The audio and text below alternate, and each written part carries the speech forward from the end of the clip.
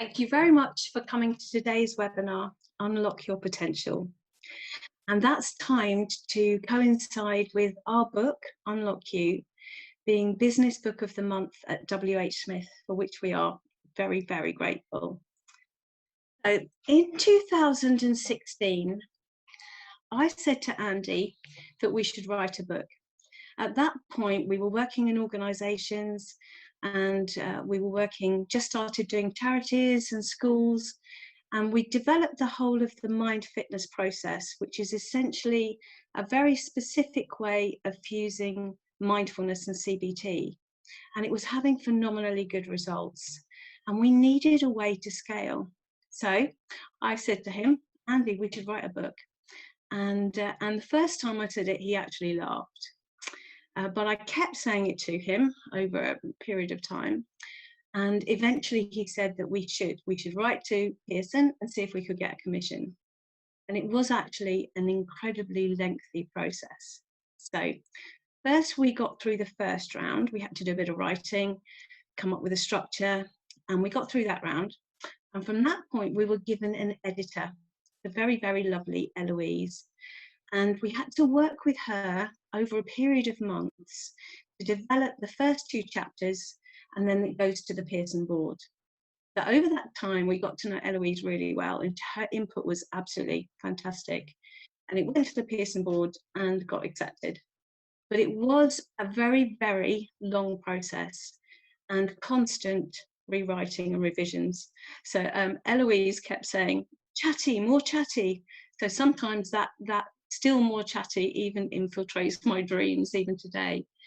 And that whole process, I had done some writing before, so I've written lots of plays, and I used to write the Shakespeare Longman series, the drama activities and the history quotes and comments. But for Andy, it really was an initiation of fire. But I have to say that he was the perfect writing partner, and he kept faith, kept writing, and kept positive. And finally, Unlock You was published in 2019. And this year it was nominated as Business Book of the Year, and it was accepted by WH Smith as Business Book of the Month for August. And now September, actually, they're going to keep it on for another month, which is absolutely brilliant. And I'm telling this story because it seems to me to have a direct relation to the content of today's webinar, Unlock Your Potential. And that's because of 2 main ingredients. The first one is meaning. So all the way through that process, Andy and I were absolutely committed and had complete faith and belief in the mind fitness process, and therefore in the book. You know, and I'm not going to pretend that it wasn't very exciting to think of having a book with your name on the cover. And absolutely, we knew right from the beginning that it would open doors to corporates. But still, essentially, what we wanted to do was to be able to reach and to help more people. And we saw the book as achieving that, a way forward for that. And the second one was persistence. So, you know, I know that there's not anybody that doesn't question and doesn't doubt sometimes. But essentially, it's being able to have those doubts, do that questioning, and get past it, and keep faith with the long-term plan. And persistence and meaning are an incredibly important part of unlocking your potential. So a little bit about mind fitness before we go into the main content today. So this is mind fitness. As I said, we fuse mindfulness and CBT, which is cognitive behavioral therapy. It's seen through the lens of neuroscience and delivered through the medium of creative learning. We have 3 directors now, actually, because Bright joined us just over a year ago. So this is Brian Cooley, Andy Barker, and me, Beth Wood. We have a fantastically good marketing team who are Erin and Irem and Jess. And then we have a team of practitioners who deliver with us in organisations and very specifically goes into schools. So we have a very long project that's funded by Children in Need, working with young people with extreme anxiety, and that's very, very dear to my heart, as is Tembo. So while we were in lockdown, we developed the free app, Tembo, And we really hope that everyone that does this webinar today will sign up for Tembo if you haven't already. It's still in early stages, but at the very end, we'll put up a slide that gives the details of how you can get Tembo, and we very much hope that everybody will. So this webinar will last for an hour. It's a tiny bit longer than our usual ones, and then I'll do the Q&A at the end. It's different from the other webinars in two respects. The first one, as I said, is it's directly linked to the themes and the chapters of the book. But the second one, and the most important reason, is it's designed to give you a roadmap. So as we're going through, I'd like you to make notes. So if you haven't got one already, please do grab a pen and paper. And I'm going to get you to sort of write titles as you go through, and then for you to go back after the webinar and fill in as much detail as you can, so that by the time you finish that process, you really do have a roadmap to take you towards the you that you can be. So as I said, I'll do a Q&A at the end. It would be brilliant if you could leave any comments or questions in the chat rather than the Q&A function, just so that I've just got one place to look at the end of the webinar. And please do make a note if you'd like messages to be replied to personally rather than online. So there's just one other thing before we start. We get asked a lot how the work that we do with individuals, say like in these webinars, and the work we do with organisations are linked. And I think because of the nature of this webinar, it's a really relevant question. Because when we were writing Unlock You, for quite a long time, Pearson weren't sure if it was going to be a self-help book or a business book. And that's because the way essentially we work with organisations is to impact each and every individual. We will work to their themes and their objectives and try and help them to achieve their organisational goals. But it's essentially by working with each individual, and that impacts on company culture and that impacts on bottom line. And some of you may know that the most recent government report, which is called Thriving at Work, if you want to have a look at it, it's actually really interesting. That suggests a tenfold return on investment for spend on well-being and mental health for staff. And that shows just how clearly well-being and performance are linked. And I think that's a really important thing to bear in mind as we're going into a webinar that's about unlocking potential. That is essentially about improving performance by improving well-being and better mental health. So this webinar is about you. It's about unlocking your potential. So we're going to think about where we're starting from.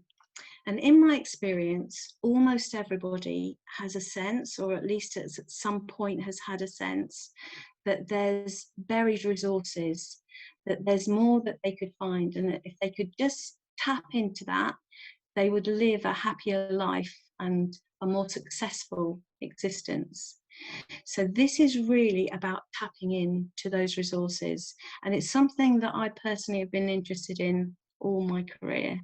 So if I'm working in theatre, I was in mainstream theatre, then youth theatre, in inclusive theatre, what I'm always interested in doing is trying to tap into potential. And that's what I try and do with all the mind fitness work and in all the coaching that I do. And it's certainly true that in terms of tapping into that potential, some people have more locks to be unlocked than others. And that absolutely doesn't depend on the circumstances. And to give an example, I want to use somebody who I love very much. She's my very dear friend, Sonia. I'm going to use as an example. And some of you will know Sonia as the Caterham Town Crier. So Sonia has a list of disabilities that it would take me several minutes if I was to speak them. Some serious, some not so much. So she has a heart condition and lungs that are considerably smaller than other people's, curvature of the spine, diabetes, and the list goes on. But she has absolutely never let any of that stand in her way. Sometimes on top of that, like now, she's waiting for an operation and she's in an incredible amount of pain. And I'm not saying she doesn't get frustrated sometimes, she absolutely does, but she has never let it stand in her way of what she wants to achieve. And it's absolutely brilliant. So I've known Sonia 30 years, and I cannot tell you how many times she wrote to people and suggested that she should be the town crier before people took her on. And that is true for every single aspect of her life. And if she knows that learning something is going to take her a little bit longer, she just simply gives it more time.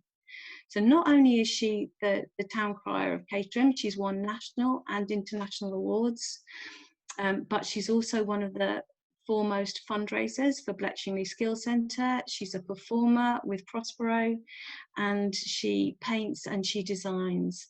So, and absolutely, she's the person that I see as my role model in terms of achieving potential. She absolutely does. So I want you, just before we start, to think about who would be your role model in terms of somebody that you think really has or is achieving their potential. Just have a moment, think about somebody and perhaps write them down. And then we're going to start off just by seeing sort of where we are now.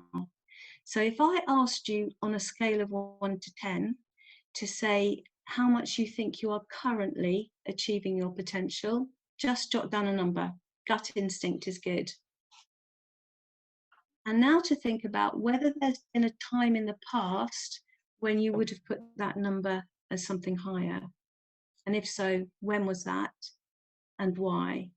So as we're going through, just write the word maybe past, and everybody that's attending now will get sent a link to the recording of this webinar. So if you wanted to, you could go back through, listen to it slowly, stop and start it.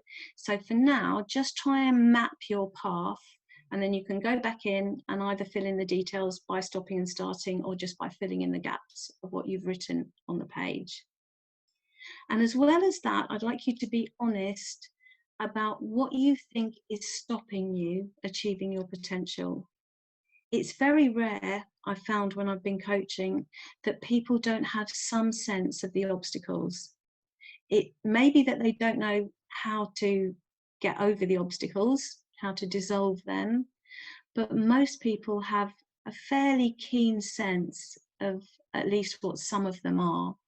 So I want you just to jot down for a minute what you think might be stopping you achieving your potential, and then go back and to fill in more details afterwards. In terms of the structure for today, I'm going to talk a little bit about mindset, about how you can get into the best possible mindset to achieve your potential, overcome your self-sabotaging. Then I'm going to look at mindfulness, and again, specifically thinking about how we can dissolve those blocks and get you into the best possible space to learn and to work. And then we're moving into the actual section on self-sabotaging, and that's about half of what's remaining of the workshop. So mindset first, and I'm going to talk about 3 things, and that's neuroplasticity, and then rational thinking, and then reframing negative to positive. So starting off then with neuroplasticity. So the key thing to achieving your potential is believing that you can. The key thing is believing that you can. And that's why neuroplasticity is so important. We know now that the brain stays plastic, stays changing, stays malleable through our whole lives. So that means we can change the way we think as well as what we think about through the whole of our lives. So there's absolutely no reason why we can't make that change towards the person that we want to be and achieve that potential. So how it works is when we think about something new, we make a new neural pathway. There are connections between the neurons in our brain. And whatever we think about most becomes the strongest and most robust neural pathway.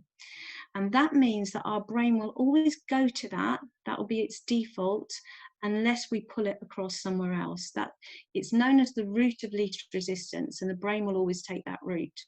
So if we're moving from, say, not smoking, from smoking to not smoking, that will be our strongest pathway. And then it will take about 6 weeks average to build the new pathway where not smoking becomes the route of least resistance.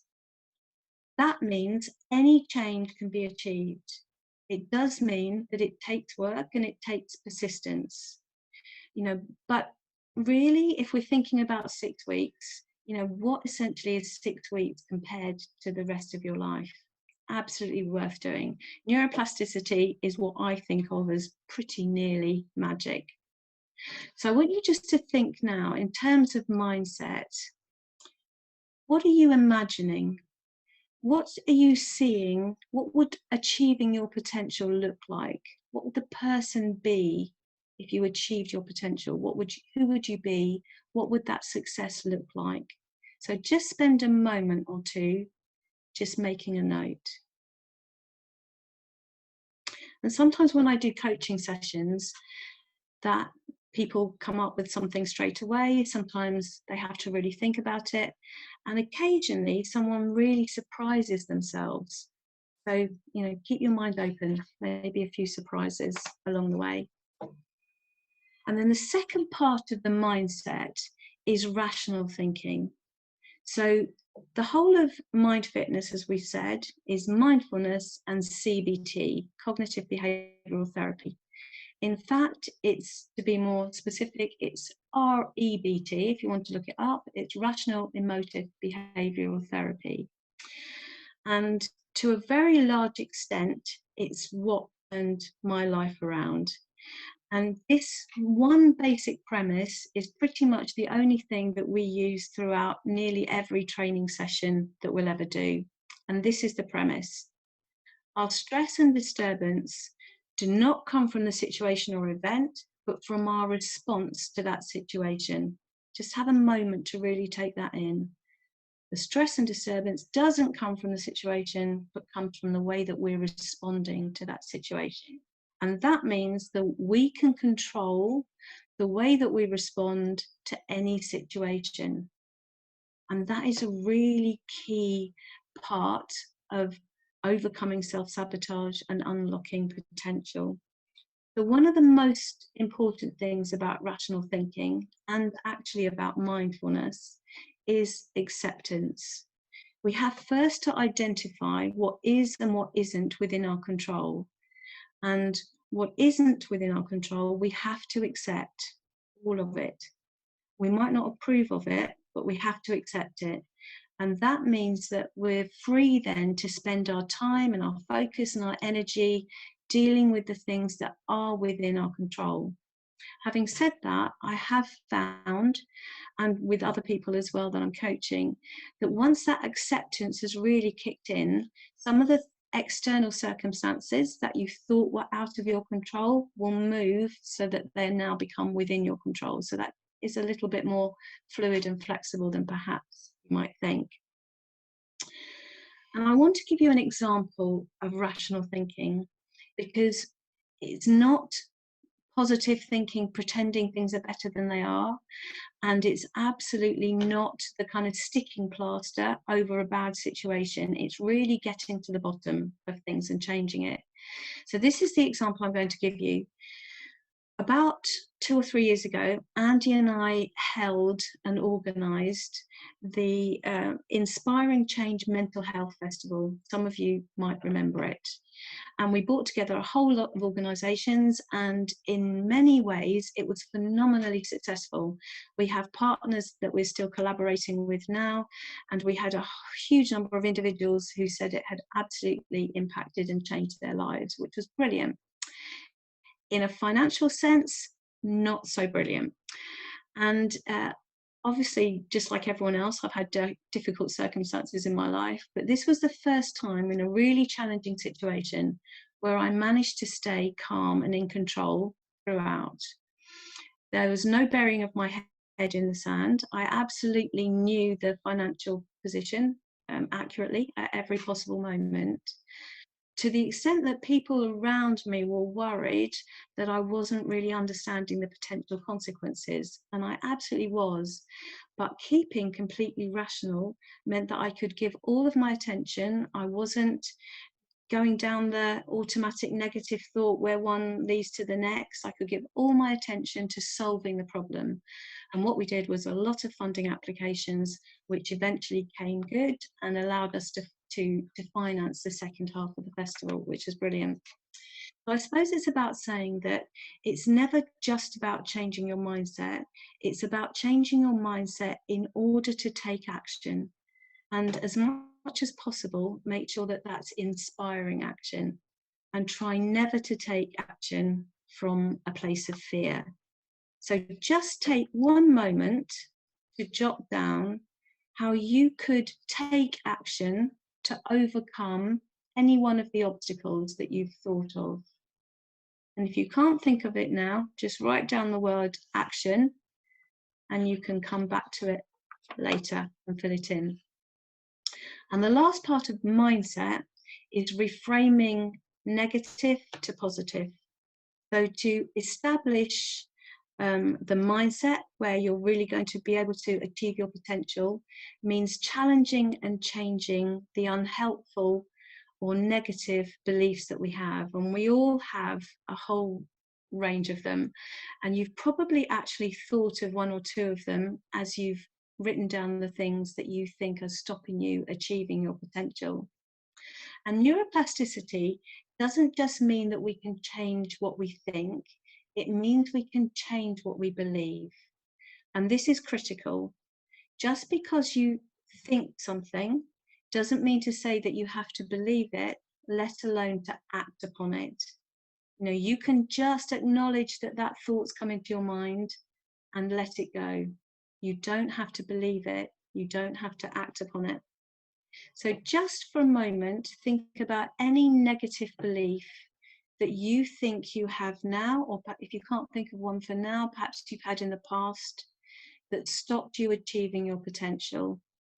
And again, if one doesn't spring easily to mind, just write down negative belief and you can come back to it later. And that negative belief will have particular power to hold you back if it's related to the way that you see yourself. You know, negative self-talk is something that we all do, and it's a really important thing if we're dealing with self-sabotage. So I have a very wonderful dance teacher called Emily Watson, who's also a trained psychologist, and she talks about moving from inner critic to inner cheerleader. So you're taking that negative belief and then you're turning it on its head and making it into something positive. And I'd like you to do that now for whatever it was that you wrote down as a negative belief. But sometimes it can't be done in one go. You know, if you've written down something serious, like I hate myself, it's really unlikely that you'll even be able to write the words, I love myself. But you might be able to write, sometimes I pretty think I'm okay. And then you can do it in as many steps as you need. It doesn't matter to get to the I love myself. It never matters how many steps you take. You know, and that's really where persistence and patience, which I'm going to talk about later, come in and are so important. And Andy and I, in terms of that self-image, you know, we like to think about self-value rather than self-esteem, because to estimate is both relative to the other people on Facebook, for example, and conditional. That means it depends on the job that you have, the money that you have, the car in your drive. And that's how and why so many people through this lockdown have really raised their level of stress and really lowered their level of self-image, because their whole self-image was so dependent on the job that they did. And then that gets taken away, that stops, and then there's very little to replace it. So we work through the whole of Unlock You towards a position of unconditional self-acceptance. And, you know, we absolutely would say it takes a little bit of time, but absolutely that's the goal that you need to be working towards. And that leads us very well into mindfulness. So I'm going to talk very specifically today in terms of mindfulness about space and patience. But I'm just going to give you a very quick definition first, in case you haven't had anything to do with mindfulness at any point. So we define it as bringing your attention to the present moment in order to experience life more clearly and more fully. It's used in a very specific way in the whole mind fitness process. So basically, changing your beliefs is not an easy thing. You know, we will defend them, we'll hold them for a very long time. And so mindfulness, because it trains us to be reflective rather than reflexive, it buys us that space in which to make the bigger change. And the way I like to say it is that you stop defending the old long enough to embrace the new. And that's an incredibly important part of changing mindset. You know, unless you are in a position where you will stop defending, then you're not going to be embracing all the things that can take you towards the goal and to take you towards the you that you want to be. And for me, mindfulness is a practice which takes me to an almost sacred point of rest. So when I'm doing a mindfulness exercise, a breathing exercise, for example, I've trained myself to be aware of that tiny gap between the intake of breath and the outtake of breath. And I can rest in that moment, that fraction of a moment. And in that moment, time expands, space expands. And it's a similar feeling to trust and to feeling connection. I think that connection probably happens best in that place of space.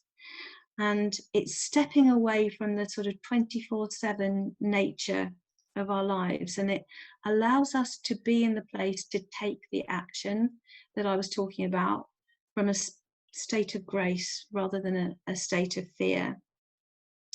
And very important and linked to that is the way that mindfulness can quieten the noise in our minds. So we have 60,000 thoughts a day, incredible number. And scientists believe that we only spend 5% on the task in hand, and the rest is essentially noise. So past noise, where we're replaying situations that we can't change, future noise, where we're imagining potential futures, usually heading towards a worst case scenario. And that noise can absolutely be quietened by mindfulness. And that's a really important part of the process and a really important component of stepping away from the self-sabotage. And it's not actually just the self-sabotage, but also very linked to the way that we sabotage other people without meaning to. So I know when I coach, for example, that I'm so passionate about that person moving forwards, it's very hard not to push and to give them the space, and just to recognize that when anybody feels pressurized, they can't move, not forwards, not in any other direction. So giving other people that space as well as giving it to yourself is really important. And from that sense of space and rest comes patience. And I want to do an exercise that I think is very closely connected to that feeling. It's a guided meditation. You can find it on Tembo if you want to hear it through again afterwards. And it's called the Walking on Water exercise. So I'd like you just to get comfortable for a minute. Sitting obviously is absolutely fine. Try and get your feet flat on the floor if you possibly can. And just closing your eyes if you haven't already, just take a moment to be aware of your breath. You don't need to change it, but just to notice it, to be aware of it. And I'd like you to imagine that you're standing a few feet away from a body of water, a lake. And beside you, you see somebody that you absolutely trust. And you allow them to walk you to the edge of the lake. And you know, even before you step, that you're going to be able to walk on the water, and you can. And the person leads you out into the center of the body of water, and you feel comfortable as you see them moving away from you slightly. And you're standing with your feet about shoulder width apart, your arms outwards and upwards, and your head tilted up to the sun. It's a beautiful sunny day. And you notice nature around you, and you feel completely comfortable and at rest. You're weightless and perfectly balanced. And then you become aware of water coming up through your feet and moving through your body. And as it moves through, you can feel it both cleaning and healing you, and also clearing any blocks that need to be cleared. And gradually, you feel both relaxed and energized, invigorated. And when the process is complete and every part of you feels clean and clear, you sense that the water is moving back down through your feet and dispersing beneath you, itself being cleaned and cleansed as it rejoins the other water, the rest of the body of water. And after a moment, you see that the person who guided you there is again at your side.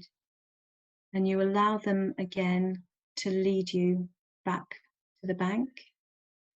And as you step, you look back to the water one last time, and you have a sense of connection with nature and with the water, and you know that you will always be a part of it, and it will always be a part of you. And in your own time, just open your eyes and bring yourself back to the present moment. So that's one of my favorite guided meditation exercises. We have a lot of people saying that the guided meditation that we do helps sleep, as well as anxiety and stress. So do have a look. There's a whole range of them on Tembo. And with that exercise, I chose that one because we also have a lot of people who say that they're doing the training, the webinars, maybe even reading the book, in order to be able to support other people. And if you're supporting someone else, you need to keep yourself fully resourced at the same time. And that exercise can actually be done as the recipient, like we've just done it, or you can do it where you take on the form of the body of the water. Your muscles release and soften, and you gradually become more liquid. You become the lake that's supporting them. You go through their body and heal them. You have the moment of connection with them, knowing that you've helped and finding contentment in that. And then at the end, there's a moment where you know that you'll be able to help them again when you are next needed. So it's really important, if you are supporting other people, that you also continue to do the work that allows you to support yourself. So it's often said that patient people, and I find that mindfulness and that sense of space has really helped to develop patience, and patience and space are key to producing that change. And it's often said that patient people give off a feeling of expansion of space and even grace. I just want you to have a moment to think about someone that you know that exudes those qualities. Now, absolutely no one will be exuding them at a level 10, but just to give yourself a bit of a sense, if they were a level 10, the person that you thought of, where would you place yourself at the moment? And it doesn't matter, even if it's a 1, because this is the beginning of the journey. And it's important that you accept exactly where you are now so that you can plan that journey and start it from a realistic space. And after this webinar, I'd like you just to write down the last time that you remembered that sense of space and of being completely at rest that hopefully you found during that exercise. And now we're into the next section of the webinar, which is stopping the self-sabotage. And there's 3 sections of this, which are, the first one is about goals, beliefs and meaning. The second one is clearing the path. And then the third one is gratitude. So first one, goals, beliefs and meaning. And we hope that through these whole 3 sections, you'll identify what is causing you specifically to self-sabotage and come up with some techniques that you can activate to stop getting in your own way. And we've found in all the time that we've been doing the training that not having compatibility between goals, beliefs and meaning is absolutely the way that a huge amount of people self-sabotage. So the more that you can recognize and bring those 3 things together, the better. I want you just to have a moment to jot down, just write the word meaning and think about what is it that gives meaning to your life. So for me, for example, it's inclusivity and better mental health. Have a think for a moment, what gives meaning to your life? What makes it easier to get up in the morning? And then it's really important to think about tying your goals and your beliefs, and that might mean a process of change, into that meaning as closely as you possibly can. We come up with we come up against a huge amount of people where the goals that they have are actually running completely counter to what they identify as their meaning. And of course, you're going to be tripping yourself up every step of the way. So now just have a moment to think about a goal that you can write down that is linked to that meaning. So for example, the goal for Andy and I of writing Unlock You was linked to the meaning of positive mental health and spreading the message, getting it out there to reach as many people as possible. And in the book Unlock You, in the chapter on goals, we reference Napoleon Hill's wonderful book, Think and Grow Rich. And he uses the analogy of a main goal as a boat. He says to ask yourself, when you're choosing tasks or other less important goals, will it make the boat go faster? And it's a great thing to keep in your mind. Your main goal, linked to your meaning, is the boat. Everything else, will it make the boat go faster? Really, really important. And just be careful that you're not harboring beliefs that run contrary to your goal, to your meaning. Second one, in terms of stopping the self-sabotage, is clearing the path. And I would say that runs a close second in terms of the self-sabotage to not bringing together the goals, beliefs and meaning. So as many obstacles, we have the big obstacles that that are getting in our way. And then aside from that, because of the nature of our lives, we have, most of us, a phenomenal amount of clutter. And that might be social media, it might be physical clutter, it might be crazy to-do lists, it might be the concept of multitasking. So I want you just to spend a moment, write down my clutter, visualizing the clutter that is stopping you, that's tripping you up, that's getting in your way. And then after this webinar, just make a list and really make sure you write everything on it that needs to be there. And in our training, we often talk about having a stop doing list as well as a to-do list. And certainly all research shows that if you have a shorter to-do list, you will achieve more. You'll get through much, much more. And that's, largely because your brain will be thinking about all the things that are on that list that you aren't doing, as well as the ones that you are.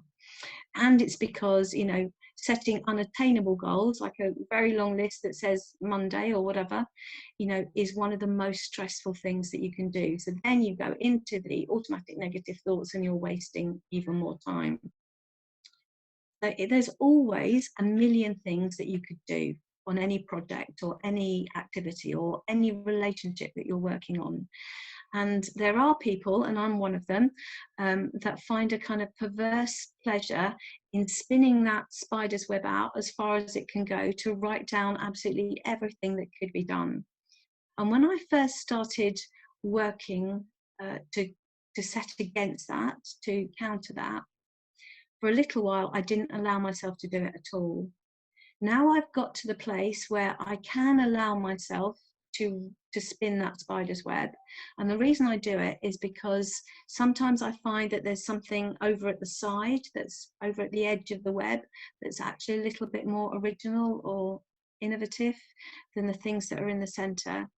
But I'm only allowing myself to do that because I now know, you know, that there's no prize for knowing what could be done. The prize comes from knowing what to do and what to leave. And I don't just mean leave for another time, I mean leave completely. And once you can do that, you're in a really, really strong space. And I would strongly suggest that you read a book called The One Thing. It's by Gary Keeler and Jay Papasan, and it's hugely accessible, and again comes from a lens of neuroscience, so really worth reading. And do remember that multitasking is the enemy of good mental health and also the enemy of genius level work, and even the enemy of basic productivity. So in recent research studies, productivity goes down between 30 and 70% if people are multitasking. And the reason for that is because your brain can't actually focus on more than one thing at a time. It can do an automatic thing at the same time as a conscious thing, like you can be walking and having a conversation, but it can't concentrate on two strands, two major things at the same time. So if you think you're multitasking, what your brain is actually doing is constantly switching between the two.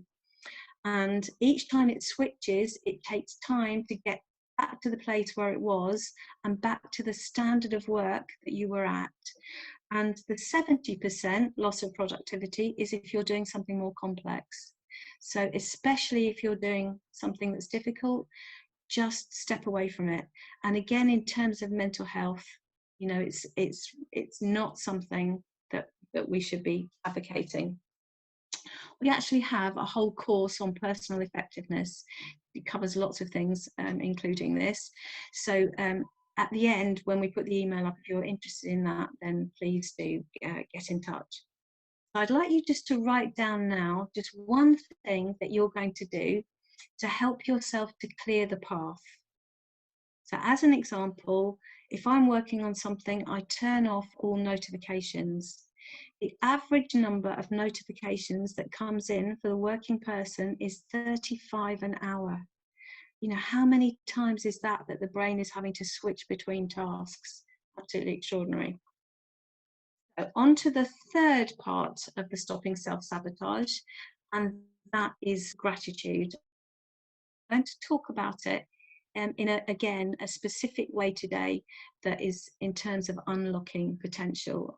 And I really do think that gratitude is the ticket out of despair, and I think it's one of the keys to unlocking potential and to stopping self-sabotage. So a huge amount of us in today's society have simply lost the habit of gratitude. So, you know, as we go through the day, we'll probably say, oh, thank God, you know, several times, lots of times, as we, for example, find an email that we thought was lost. But when we go, thank God, we're not thanking God or anybody else. You know, what we're feeling is actually a sense of relief. That it can really easily be changed to a feeling of gratitude. We just have to say it and feel it and mean it, you know, and just say, I'm really thankful that I found that email.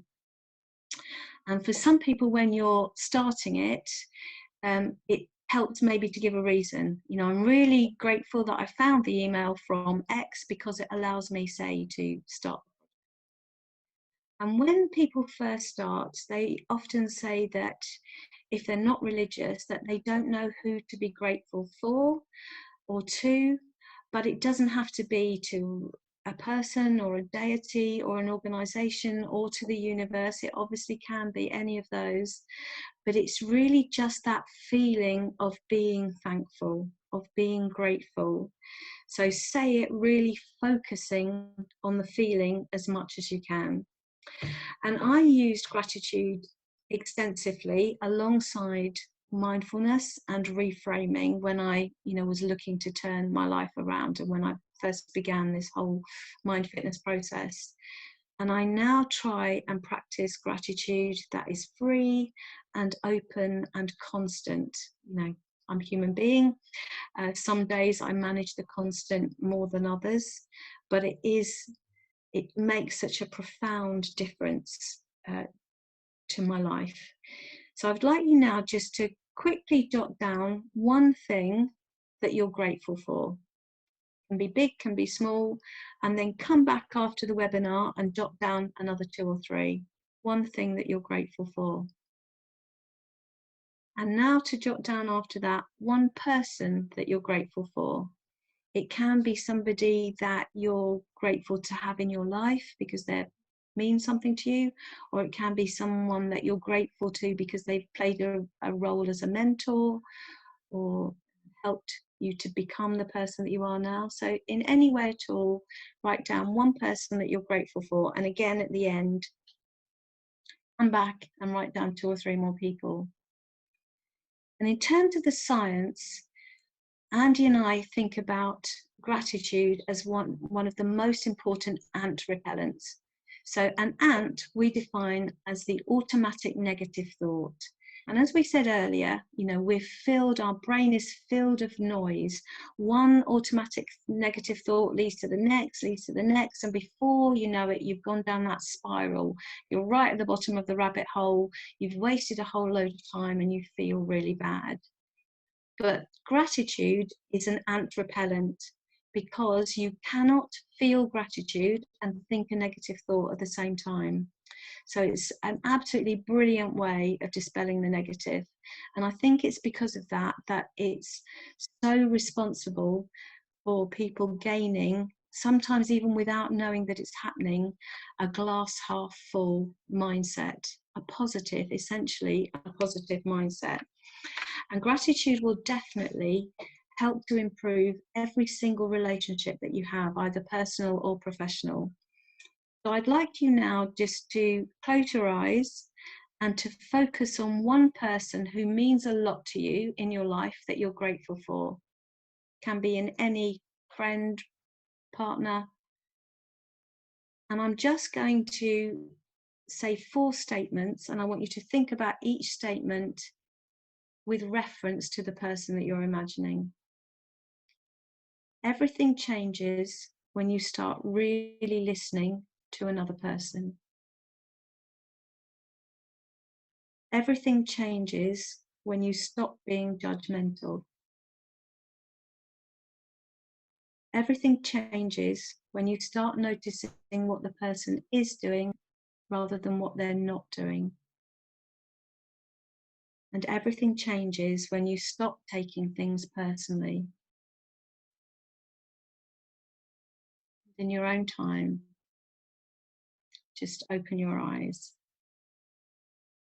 And the reason I think that, we often think of mindfulness and gratitude as being about internal change, but it's so completely about the way that we connect with other people and with the world around us. And conflict is one of the most common ways that we self-sabotage and we stop ourselves achieving our potential. So we can use gratitude, improve any relationship that we have, and to reduce the amount of conflict.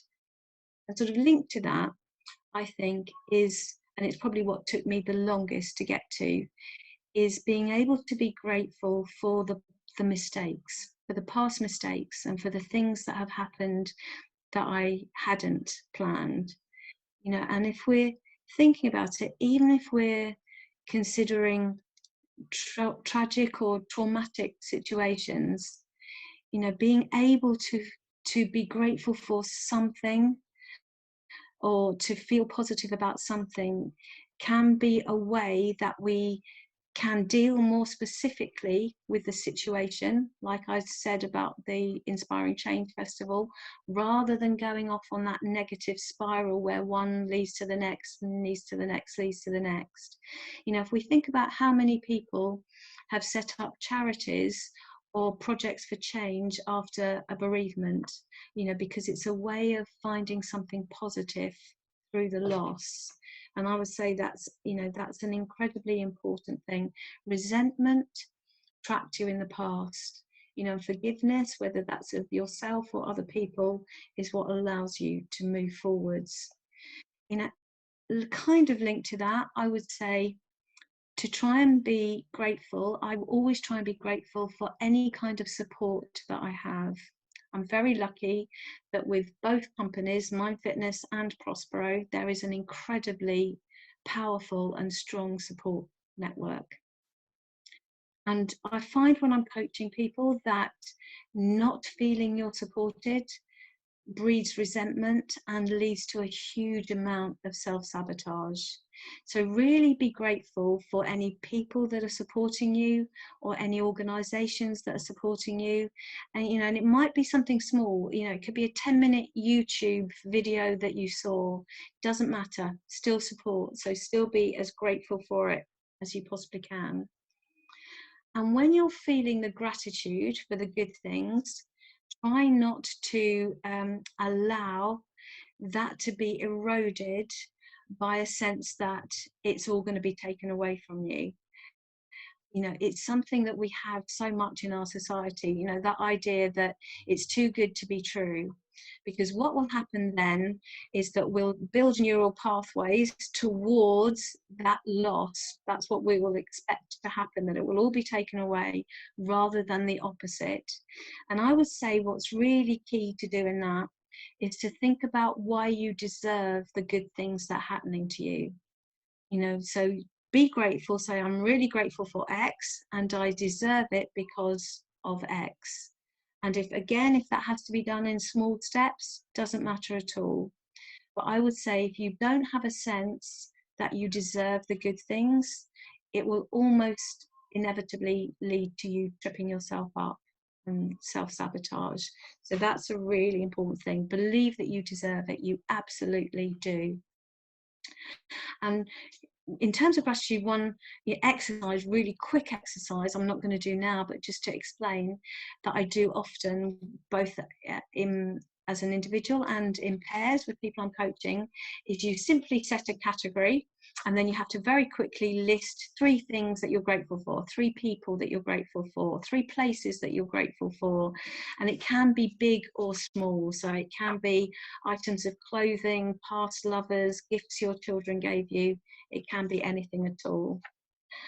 And to finish off in terms of gratitude, and then I'll just move into the conclusion, I work often using a time trinity, which gratitude is a very important part of, and it is this: accept the past, appreciate the present, and trust the future.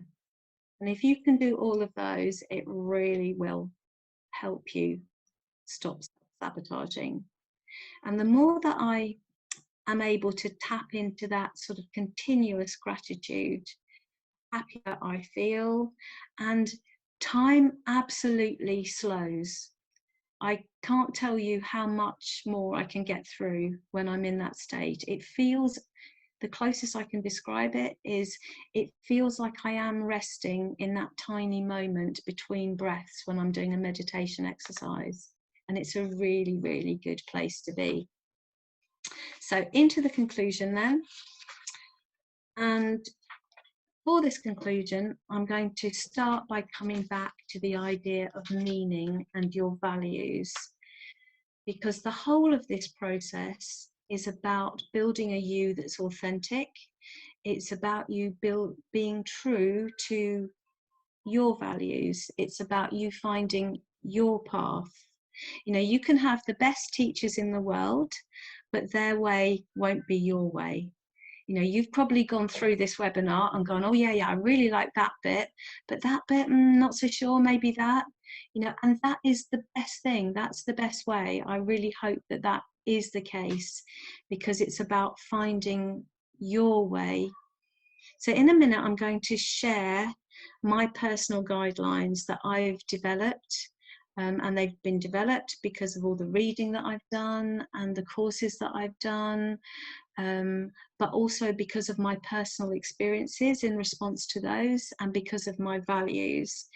And what I use to check my actions and to hold myself to account. And I'm going to share them not because I think they should be yours, almost because I think they shouldn't, but hopefully they'll be something that you can use to think about what your guidelines might be. So these are my guidelines based on my values. Do all that you can. Give value, give blessings, see the big picture and be grateful for it, and act only in love. And that last one, of course, very hard to do. You know, don't gossip, don't complain, don't condemn, act only in love. You know, and I try to keep to those as much as I possibly can. So I want you just to jot down the word guidelines, and then over the next few days, you know, it might take some time, just try and get yourself together a structure that you would find inspiring and comforting, and that would also give you hope. And I sincerely hope that this webinar has inspired you to achieve your potential and to stop the self-sabotage, to be all that you can be. And I would really love to hear from you to find out how you're getting on, and perhaps, you know, we can share some of the stories of how you're unlocking your potential. So please do keep in touch. So this is our thank you slide, which I'm going to put up first before going into the Q&A. So thank you very, very much for coming to this webinar. We're building the Mind Fitness and Unlock You community hugely through lockdown, and it's something that both Andy and I, and also now Bri and the whole team, are profoundly grateful for. And this is the list of our contacts in case you're not staying on for the Q&A. So Use Tembo is the app that I mentioned. If you see it at the top there, you don't get it from the App Store. You just type usetembo.app into your browser, and then you can download it. So as I said, you know, it's in early stages, early adopter. That's how it said, but there's already hundreds of exercises on there. And more importantly, you'll see all the next lot of changes as they happen in September and October. And as an app, we firmly believe that it has masses of potential, and that's what all of this is about. And the other thing that we will do is send you a link to where you can find the book if you want to, and I'll put that onto the email when I send out the link tomorrow to the recording of this webinar. So I'm now going to have a look at the chat, so I hope that people are able to stay on for the chat, and I'm just going to go through. Okay, thank you. Oh, we've got lovely people from so one of the brilliant things about working in lockdown is that we've obviously been working digitally, and a lot of the companies that we work with have teams that are outside the UK, and for the first time we've been working with them as well as the UK staff, which has been so just totally brilliant. And I'm seeing that we've got one of our teams here from India, which is lovely, but they're just saying congratulations rather than a question. So I will, what was the last time, Trinity? Okay, so I'll go through the time, Trinity, again. And it is something which I think is really important. So it's accept the past. As we said, you know, whatever can't be changed, you have to accept. You can only change forwards. So accept the past, appreciate the present. The more you can be grateful for what's happening, And gratitude absolutely will keep you in the moment, and trust the future. You know, as I said, you know, the noise, the future noise, is where we come up with mental movies about what might happen, potential scenarios, and they usually become more and more worst case scenarios.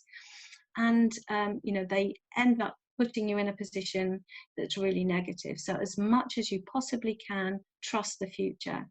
The future is created by what you're doing in the moment. So if you're doing everything in the moment to unlock your potential, as we've just done, then you have every reason to trust the future. Okay. So I have so much clutter, so much stuckness. Any tips on where to start? So I'm assuming that you're going to mean about the clutter specifically and clearing the path. So with all of the things that we when we're working with organizations or individuals, or when we're coaching, we always say never change more than 3 things at a time. So I would say, you know, make sure that you just make yourself 3 things that you're not going to do. So for me, the first one that I did was switching off all notifications, and I cannot tell you how much of a difference that made. That was really profound. The second thing I did was to stop multitasking. I feel tremendously guilty because I was a bit of a multitasking queen and kind of got everyone doing it around me in years gone by. So, you know, profoundly sorry for that. And I really don't allow myself to do that at all now. And I would say the shorter to-do lists is really important. So what I do actually is I have my longer to-do list at the top of my board, which is next to me, just past the paintings. Actually, you can't see it now. And then all I do before I go to bed is I write a list of just the 3 things that I'm going to tackle first, never more than 3, sometimes only 1. And I don't allow myself to look back at the long to-do list until I've completed those 3 things. And I do find as well that writing that list before I go to bed rather than when I get up in the morning really helps, because then it doesn't play on my mind when I'm in bed. I've made the decisions, and once you make a decision, that's another really good one. Once you've made the decision, stick with it, don't go back. So it's brilliant in terms of rational thinking to weigh up a decision before you make it, but once you've made it, then don't go back to the weighing up, because you're then cluttering your mind. So try and keep to that. Okay. Yes, oh my goodness. So someone said, you know, I like the idea of a short list. I find myself overwhelmed because the list is too long. So I honestly used to write enough on a daily to-do list for at least 3 days, if not more. And the difference when I stopped doing that is huge. And the 2 books that I would say really read to stop doing that is as we said, The One Thing by Gary Keeler and Jay Papasan, brilliant. And also any of the books by Robin Sharma, he's also very keen on that stop to-do list, having a stop doing this. And actually, I can't tell you, it's like, you know, when you clear out your cupboards and suddenly you have a clear space. When I started having a stop doing list, it had exactly that effect on me. I felt completely clear and uncluttered. It was brilliant. Multitasking. Chris has asked where he can find the research to do with multitasking, and I cannot remember which study that came from. So I'm pretty sure it was a recent Bristol study. But Chris, if you can put your email into the chat, I will reply to you and I'll give you a link to it this evening. And I've got one more. So I've got one here that's been sent to me, and it's somebody that they've written it as a personal thing to me, but they want me to answer it in front of everybody. So answer it in public. And the question is how to stop feeling anxious in a traumatic or very difficult situation. So I would say that mindfulness is absolutely the best place to begin doing a mindfulness exercise, because in the moment, whatever is causing the trauma does not exist. It's not happening in that second. And so a mindfulness exercise will always allow you to step away from whatever it is, whether that's an issue that's causing anxiety, or I'm not sure if what you're talking about is a conflict situation or more of a tragedy, but either way. And I would say, because it's very hard when you're in a state of high anxiety to not let other thoughts invade your mind. So when you're doing any mindfulness work, if other thoughts come, just gently, don't punish yourself, just gently let them drift away. But if that's very hard, then I would say use the guided meditations. That's certainly what I do when things are more difficult, because you have something that you're being asked to focus on. And especially if you're a creative person, that's a really good place to start. So doing the mindfulness. In terms of, so one of the sort of specialisms that we have in Mind Fitness is sleeping better. And so we have lots of patterns of sleep: non-REM sleep, REM sleep, non-REM sleep, REM sleep. REM sleep is your dream sleep, and as you wake up, that dream state bleeds into, for some people, as much as 6 minutes of your day. That means you're more susceptible in those first few minutes. So I would say try really hard to keep yourself positive for those first few minutes when you wake up, if you're dealing with any kind of low-level anxiety or trauma. Make sure, and this is important, that you keep your problems separate. So because of the brain, way your brain works, it will bring all the lesser problems in your life up to the level of the one that is currently a really difficult problem.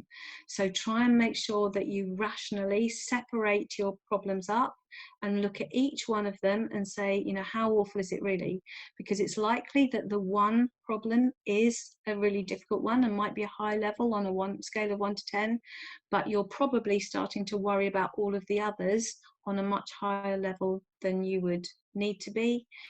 And finally, you know, if it is, for example, a trauma, you know, whilst it's brilliant to focus on the positive, sometimes we have to, within mindfulness, sit with a negative emotion.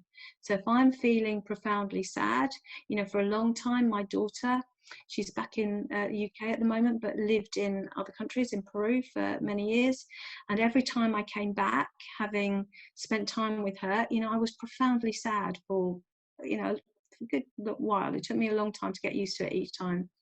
So during that time, I would just allow myself to sit with the sadness, not to go down the automatic negative thought spiral, but just to sit with the sadness. Because if something, you know, if you need to be grieving for any kind of a loss, whether that's a bereavement or any other kind of a loss, then you need to become intimate with an emotion before you can move through it. So just give yourself a certain amount of time to sit with the emotion, and then you move away from it. So I really hope that that helped. And Chris, I can see that you've left a message for that, and Karen as well. Yeah, I can get that to you. So let me see. Okay, I've got one last question here that again has come on a personal one, and it's, if you only had time to do one or two things, what would they be? So at the back of Unlock You, we have a 6-week program, and the idea of it is that you can do 10 minutes designated practice a day following that program, and you know, and that will start to have a profound effect. And of course, the reason why that works is, although it's only 10 minutes designated practice a day, you're with your brain 24/7. So actually, you're doing the process every second that you're awake, and you're watching yourself as you go through the day and checking yourself. But I would say try and, if you only have a very short amount of time, try and do something in the morning, something, just clock as you're going through the day, just keep an eye on yourself and make sure that you're not allowing yourself to think of things as more awful than they are, for example, and then at the end doing something small, you know. And I would say maybe doing one of those as something CBT based, try and reframe a negative thought. So perhaps change a heavy demand that you place on yourself to a preference. So the language of demands is must, have to, should, you know, I must. So actually, well, the one I was thinking of the other day is we should be further through our book, our second book, than we are at the moment. And if I was changing that to a preference, it would be I would prefer that we were further through our second book than we are at the moment. But, you know, we have done a crazy amount of new things in lockdown, and we can catch up in the autumn. And I'm really sorry, Matt, who's our editor for the second book. We will catch up, I promise. So maybe doing one reframing thing like that, and then one thing which is just gratitude, maybe just simply writing down 3 things you're grateful for in the morning, and then 3 things you're grateful for at the end of the day that happened that day. I would say that's a, you know, that's a good place to start if you have a very short amount of time. I think I've gone through all of the questions there, so thank you very much if you've held on to the end. It's been lovely having you. As I said, please do stay part of our Mind Fitness community. We're very grateful to have the book and to have the app, and we have a Facebook page, and our website's got lots of downloadable resources, and we really hope that you use all of those resources and that you stay in touch. So thank you very much, and take care.